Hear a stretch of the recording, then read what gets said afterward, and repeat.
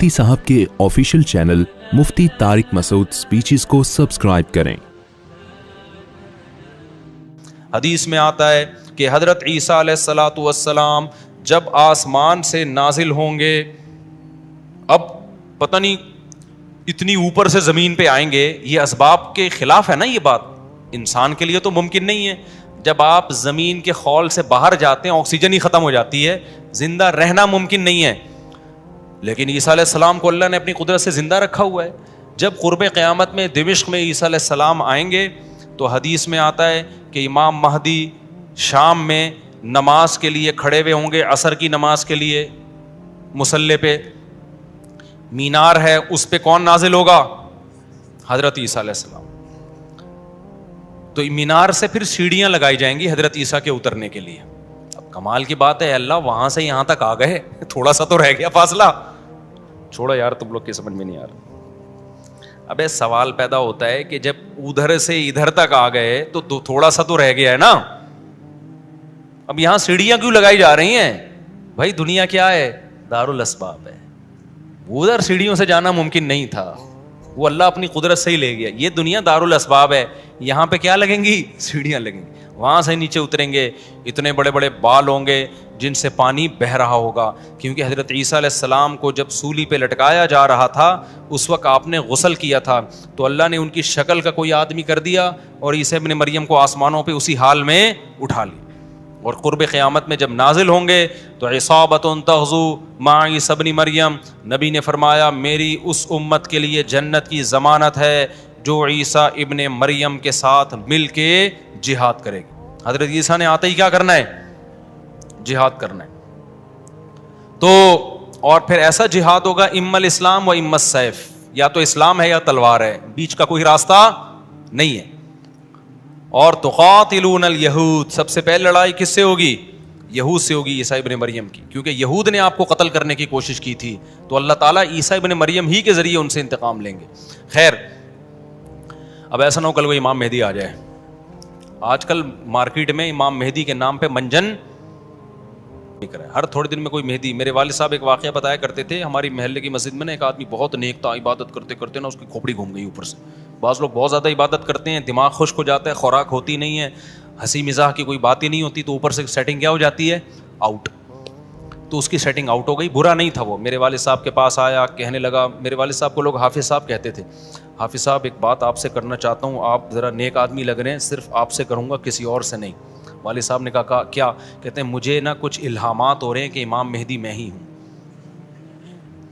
والد صاحب ہمیں یہ واقعہ سنا رہے تھے، کہتے ہیں کہ میں نے اس سے کہا کہ بس مجھے بتا دیا، میرے علاوہ کسی کو قطعاً نہیں بتانا، ورنہ حالات کا میں ذمہ دار، کوئی بھی پیل دے گا، صحیح ہے نا؟ تو بس یہ مجھے بتا دیا نا، بس یہ ہم دونوں کے راز کی بات ہے اور اللہ کو پتہ ہے، کسی تیسرے کو بتانے کی بالکل بھی ضرورت نہیں ہے۔ پھر والد صاحب نے اس کو بولا بھائی تو تھوڑا سا وظائف نہ کم کر دے، تھوڑا سا نارمل لائف میں آ جائے، انسان کا بچہ بن جا، تیری کھوپڑی کیا ہو رہی ہے؟ Setting up. تو بہت سے امام مہدی اس چکر میں بنے ہیں، ہوتے نہیں ہیں۔ تو جب امام مہدی نے آنا ہوگا نا تو سب سے پہلی بات یہ کہ وہ مہدی ہونے کا دعویٰ نہیں کریں گے، ان کو لوگ کہیں گے کہ آپ مہدی ہیں، ان میں علامتیں دیکھ کے علماء ان سے خود کہیں گے، سارے پیچھے پڑ جائیں گے کہ آپ مہدی ہو، سمجھتے ہو کہ نہیں سمجھتے ہو؟ تو جو خود سے مہدی ہونے کا دعویٰ کرے وہ تو مہدی ہو ہی نہیں سکتا۔ اور جب امام مہدی ہوں گے تو عیسیٰ ابن مریم نازل ہوں گے، جس کے دور میں عیسیٰ نازل نہیں ہو رہے اس کا مطلب وہ مہدی ہے ہی نہیں۔ تو حدیث میں آتا ہے حضرت مہدی مصلی پہ کھڑے ہوں گے تو حضرت عیسیٰ علیہ السلام آئیں گے تو وہ حضرت مہدی ان کو مصلی پہ آگے کریں گے کہ آپ نماز پڑھائیں، لیکن حضرت عیسیٰ علیہ السلام کس کے حوالے کریں گے مصلی؟ کہ یہ نماز آپ ہی پڑھائیں گے۔ کیوں؟ مجھے اللہ نے نماز پڑھانے کے لیے نہیں، مجھے کس کے لیے بھیجا ہے؟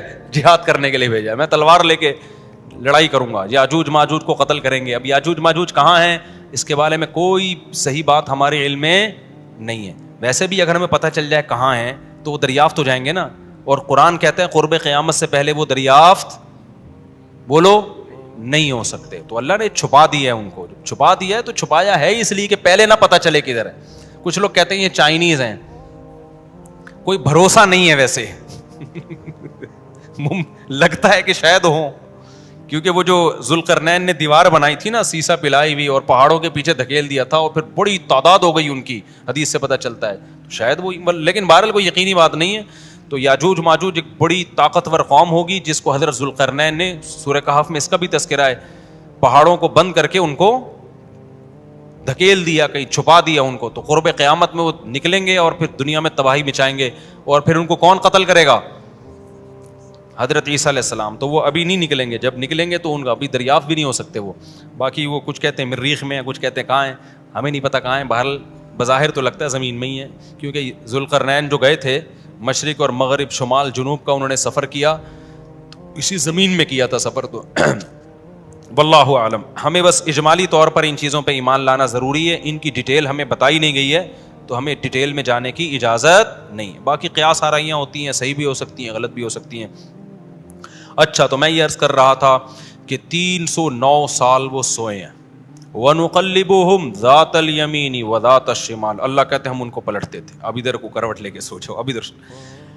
وَكَذَلِكَ بَعَثْنَاهُمْ. 309 سال کے بعد ان کو اللہ نے جگایا, پوری حکومت بدل گئی, پوری حکومت کا تختہ پلٹ گیا.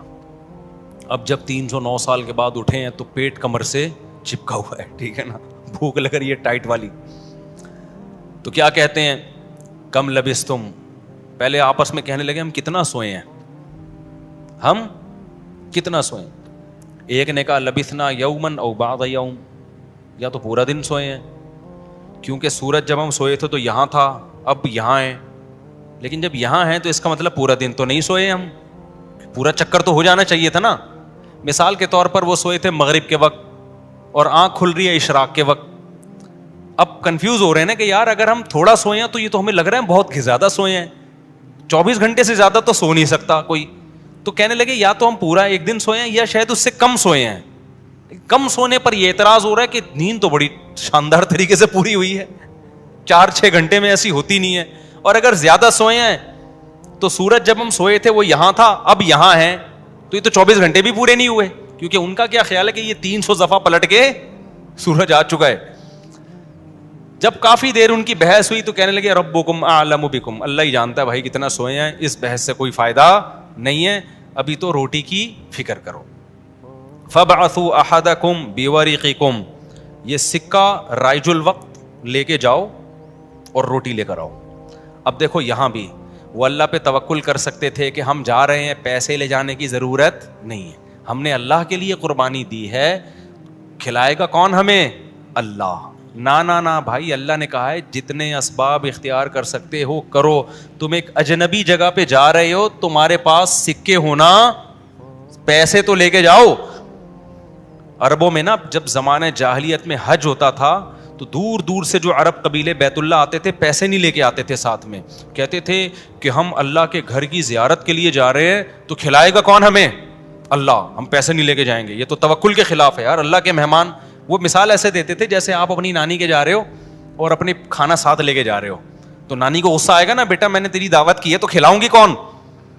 میں کھلاؤں گی تجھے, تو اپنے ساتھ کھانا کیوں لے کر آیا ہے؟ تو کہتے تھے جب ہم کسی کے مہمان ہوتے ہیں تو کھانا ساتھ نہیں لے کے جاتے, میزبان کا کام ہے, تو ہم اللہ کے گھر پہ جا رہے ہیں, ہم پیسے لے کے نہیں جائیں گے, اللہ پہ توکل کریں گے. جب پیسے ختم ہوتے نا تو بھیک مانگ رہے, تو بھائی کو اللہ کے نام پہ کوئی کھانا دے دے یار, کوئی تو روٹی دے دے. جب پیسے ختم ہوتے تو کیا کرتے یار, کہیں سے جگاڑ, پھر چوریاں چکاریاں شروع کر دیتے.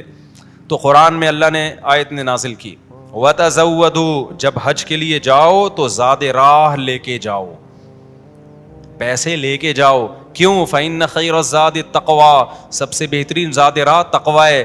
وہ توکل جو تمہیں بھکاری بنا دے, گنہگار, کیونکہ بھکاری پن یہ تقویٰ کے خلاف ہے. تو پہلے تقویٰ کی فکر کرو کہ لوگوں کے سامنے ہاتھ نہ پھیلانے پڑے. تو ان کو بتا دیا اللہ نے صحابہ کو کہ توکل کا یہ مطلب نہیں ہے کہ دنیا میں اسباب اختیار نہ کرو, حج پہ جا رہے ہو تو پیسے لے کے جاؤ سارا. تبھی فقہا کہتے ہیں, فقہا نے دین کو خوب سمجھائے کہ حج صرف اس پہ فرض نہیں ہو جاتا کہ آنے جانے کا انتظام ہو جائے, نا نا نا, حج اس پہ فرض ہوگا آنے جانے کا انتظام بھی, راستے میں کھانے کا انتظام بھی, اور جتنے دن آپ گھر کی مارکیٹ سے شارٹ رہو گے بیوی بچوں کے کھانے کا بھی انتظام. آپ کا حج کا آ گیا بھائی, آپ نے کہا میرا جہاز کا ٹکٹ بھی ہو گیا, ہوٹل کا کرایہ بھی ہو گیا, کھانے پینے کا انتظام بھی ہو گیا, نکل گئے 40 دن کے لیے. بچے کہہ رہے ہیں ابا مارکیٹ سے کیا ہو گیا شارٹ, ابا ہم کیا کھائیں یہاں پہ, تو ابا کہہ رہا ہے بیٹا میرے لیے چونکہ آنے جانے کا پراپر انتظام ہو گیا تھا تو مجھ پہ حج فرض ہو گیا ہے, کیونکہ اللہ نے کہا ہے جس میں استطاعت ہے حج فرض ہے, تو مجھ میں استطاعت تھی حج فرض ہے. تو بچے کہیں گے ہمارا کیا قصور ہے؟ اس لیے علماء نے بیان کیا کہ استطاعت میں یہ بھی داخل ہے کہ آپ کا بھی اور جن کی آپ کفالت کر رہے ہو, جو آپ کی شرعن ذمہ داری ہے, ان کا بھی انتظام ہو. سمجھتے ہو کہ نہیں سمجھتے ہو؟ تو انہوں نے اپنے ساتھ سکے لے کے گئے ہوئے تھے, وہ سکہ رائج الوقت. جب نکاح ہوتا ہے نا تو سکہ رائج الوقت, میں نے سکہ رائج الوقت میں آپ کا نکاح فلاں, میں یہ لفظ نکال دیا ہے, میں اتنے پیسوں میں کرایا ہم نے, کیونکہ رائج الوقت ہی سکے چلیں گے نا, یہاں نکاح میں ڈالر تھوڑی دیں گے. کبھی خربوزہ خریدتے ہوئے کہا کہ سکہ رائج الوقت کے مطابق یہ خربوزہ کتنے روپے کلو ہے, جیسے وہاں سیدھا سیدھا بولتے ہو بھائی خربوزہ کتنے روپے کلو ہے, تو مہر میں بھی وہی ہے. جب پاکستان میں شادی ہو رہی ہے تو پاکستانی روپے میں ہی ہوگی, اس میں الگ سے سکہ رائج الوقت بتانے کی ضرورت نہیں ہے. لوگ کہہ رہے تو سکہ رائج الوقت کے مطابق, تو وہاں سے میری زبان پہ یہ آیا ہے. تو انہوں نے کہا بھائی یہ سکہ رائج الوقت ہے, اس کو لے کے جاؤ اور کھانے پینے کا انتظام کرو. پھر کہنے لگے دیکھو وَلْيَتَلَطَّفْ, چپکے سے جانا, وَلَا يُشْعِرَنَّ بِكُمْ أَحَدًا, کسی کو تمہارے بارے میں پتہ نہ چلے. ایسے منہ لپیٹ کے نا چھپڑ میں جانا اور روٹی لے کے چھپڑ میں واپس آ جانا. اس سے بھی پتہ چل رہا ہے کہ وہ اپنی حفاظت کا پورا انتظام کر رہے ہیں, پھر اللہ پہ توکل کر رہے ہیں. کتا بھی ساتھ لے کے جا رہے ہیں تاکہ اجنبی لوگوں سے ہماری حفاظت ہو, یہ بھی پورا انتظام. اور اس کے بعد بھی ایک بندے کو بھیج رہے ہیں بھائی لپٹ کے جانا, پتہ نہ چلے, پکڑے نہ جائیں ہم. اور آگے انہوں نے کیا کہا, فَلْيَنظُرْ أَيُّهَا أَزْكَىٰ طَعَامًا, دیکھنا پاکیزہ کھانا ہو, حلال کھانا لے کے آنا. اس سے بھی پتہ چلتا ہے کہ چونکہ غیر مسلم ریاست تھی نا, وہاں ان پر واجب تھا کہ کھانا خریدنے سے پہلے تحقیق کر لیں کہ حرام ہے یا حلال. اسلامی ملک میں اس تحقیق کی ضرورت نہیں ہے کیونکہ حلال ہی ہوتا ہے. یہاں آپ ہوٹل میں بیٹھ کے پوچھیں یہ گدھے کا گوشت ہے یا بکرے کا گوشت ہے, وہ رکھ کے ایک تھپڑ لگائے گا آپ کے. کیوں بھائی؟ غالب یہی ہے کہ جب سامنے والا انسان ہے اور مسلمان ہے تو گوشت بھی انشاءاللہ حلال ہی ہوگا. سامنے والا گدھا نہیں ہے تو گوشت بھی گدھے کا. یہاں بھی گدھے کے گوشت بکے ہیں مگر ان کا ریشو کم ہے نا, عموماً تو حلال ہی ہوتا ہے.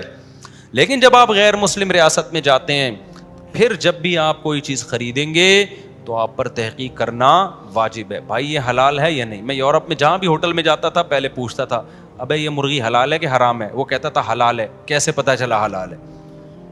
ٹھپا تو سب نے لگایا ہوا ہوتا ہے حلال کا. کہاں سے خریدی آپ نے؟ وہ بتاتا تھا فلاں سے. میں نے کہا آپ کو پتا ہے کہ وہ ہاتھ سے ذبح کرتے ہیں؟ کہ جی ہمیں تو نہیں پتا. میں نے کہا پھر ہم بھی نہیں کھائیں گے بھائی. یہ غیر مسلم ریاست میں یہ تحقیق کیا ہے؟ اطمینان ہو جائے کہ ہاں جی ہاتھ کا ذبیحہ ہے, بسم اللہ اللہ پڑھ کے کرے تو پھر آپ کھا سکتے ہیں, ادروائز نہیں کھا سکتے آپ. پھر آپ چلغوزے کھائیں, کچھ بھی کھائیں, گزارا کریں آپ. سمجھتے ہو؟ تو ان لوگوں نے بھی کیا, حالانکہ یہ کتنے شدید بھوکے تھے نا, ان کو تو چاہیے تھا بولتے یار تو جا اور جو ملے لے آ بس اٹھا کے, ٹھیک ہے نا, جو ملے. ابھی حلال حرام کے چکر میں پڑنے کی ضرورت نہیں ہے, بہت ہو گیا یار, بھوک دیکھ یار, ابھی پھر بھی آگے حلال حرام کی تحقیق کرے گا. ابے جو ملے اٹھا کے لے آ, نہ حلال لے کے آنا, حرام سے ایوائڈ کرنا. اب جب وہ بندہ آیا نا سکہ رائج الوقت لے کے, تو جب وہ اس نے سکہ دیا تو وہ دکاندار نے بولا ابے یہ کون سے زمانے کا سکہ لایا بھائی تو, ٹھیک ہے نا, یہ کرنسی تو کیا ہو گئی ہے, 300 سال پہلے یہ نوٹ ختم ہو چکے ہیں. اس پہ تو جس بادشاہ کی تصویر ہے وہ بھی بت پرست بادشاہ تھا, اس کا تو خاتمہ ہو گیا ہے. یہاں تو جہاد ہوا, دوسری قوموں نے حملہ کیا, پوری ریاست کیا ہو گئی ہے, ختم. اچھا وہ بھی دیکھ رہا تھا کہ یار یہ تو وہ شہر ہی نہیں لگ رہا, میں کوئی گوگل نے غلط تو نہیں بتا دیا کہیں مجھے, ہے بھائی. وہ بھی یہی سوچ رہا نا جو کہ بھئی میں کہاں ہوں, یہ وہ جگہ ہی نہیں لگ رہی. تو 309 سال میں تو سب کچھ چینج ہو جائے گا نا. بالآخر قرآن میں چونکہ اختصار ہے, بہت شارٹ واقعات سناتا ہے. بالآخر کیا ہوا کہ لوگوں نے اس سے پوچھا تم کون ہو, اس نے پوچھا بھائی وہ کہاں ہے, انہوں نے کہا وہ تو 309 سال پہلے ونس اپون اے ٹائم ایک حکومت تھی, پھر یہ ہوا, پھر علامتیں دیکھی گئیں, یہ پرانے سکے نکلے. تو لوگوں کو, اچھا ان لوگوں کی ہسٹری بھی لوگوں کو پتا تھی کہ پرانے وقتوں میں چند نوجوانوں نے اللہ کے لیے قربانی دی تھی اور اپنے علاقے سے ہجرت کر کے چلے گئے تھے, ان کے نام یہ تھے, ان کی علامتیں یہ تھیں. تو اس سے بھی لوگوں کو نا ہسٹری سے پتا چل گیا بھائی یہ کون لوگ ہیں, یہ وہی لوگ ہیں. تو پھر بہرحال جب ہو گیا تو ان کی تو بڑی واہ واہ ہو گئی, یار یہ تو بڑے کرامتی بزرگ ہیں, یہ تو 300 سال سے کہاں سو رہے تھے, غار میں سو رہے تھے. سب نے ان کو بلایا, بھائی ان کا تو بڑا اکرام ہوا. میں اب آگے میں اپنے اسٹائل میں بیان کر رہا ہوں, قرآن میں نہیں لکھا ہوا, جو ہوتا ہے ایسے موقع پہ. بھائی دم کر دیں, ہمارے وہ گنجے کے بال نہیں آ رہے, حضرت اس کے سر پہ دم کر دیں, اس کی شادی نہیں ہو رہی, اس کے لیے دعا کر دیں, اور یہ بچہ مفتی مولوی صاحب میرا بچہ انسان کا بچہ بن جائے. ہم نے جب پیدا کیا تھا اس وقت انسان تھا, لیکن اب جو رپورٹ ہے اس کے مطابق یہی جو شکایتیں آ رہی ہوتی ہیں, کوئی پھونک لگا دیں, کوئی تبلیغ میں نکال دیں, کوئی نصیحت کر دیں, جو بھی ان کا اتنی عزت ہو گئی, اتنی عزت ہو گئی. پھر انہوں نے وہ سب آ گئے اور ان کی بڑی, جو اللہ نے نا ان کی دعا ایسے قبول کی کہ بجائے ہجرت کرنے کے انہی کے وطن کو ان کے لیے سوٹیبل بنا دی. اور بالآخر ایک وقت کے بعد ان کی طبعی موت ہوئی. تو اب لوگوں میں جھگڑا ہو گیا, بھائی ان کی موت واقع ہو گئی ہے, تو یہ چونکہ ایک بڑا تاریخی واقعہ ہوا ہے, تاریخی واقعہ ہوا ہے نا, اس واقعے کو محفوظ رکھنا. ہسٹری تو ہر ایک چاہتا ہے نا محفوظ ہو, اور وہ ہسٹری جس میں کوئی سبق ہو. تو کسی نے کہا ہم قبہ بنائیں گے, کسی نے کہا ہم کیا بنائیں گے, لیکن جو غالب لوگ تھے, جن کو اللہ نے غلبہ دیا تھا, انہوں نے کہا لنتخذن علیہم مسجدا, ہم ان کے غار, کہا جاتا ہے کہ اسی غار میں ان کو دفن کیا گیا, جس غار میں انہوں نے زندگی گزاری نا, ہم ان کے غار کے قریب ایک مسجد بنائیں گے تاکہ اس مسجد میں نماز بھی ہو, عبادت بھی ہو, عقیدہ توحید بھی زندہ رہے. کیونکہ انہوں نے قربانی توحید کے لیے دی تھی, اور مسجد توحید کا سب سے بڑا ذریعہ ہے. مسجد بتاتی ہے کہ صرف اللہ کو پکارا جائے گا, تو انہوں نے پھر وہاں مسجد بنا دی.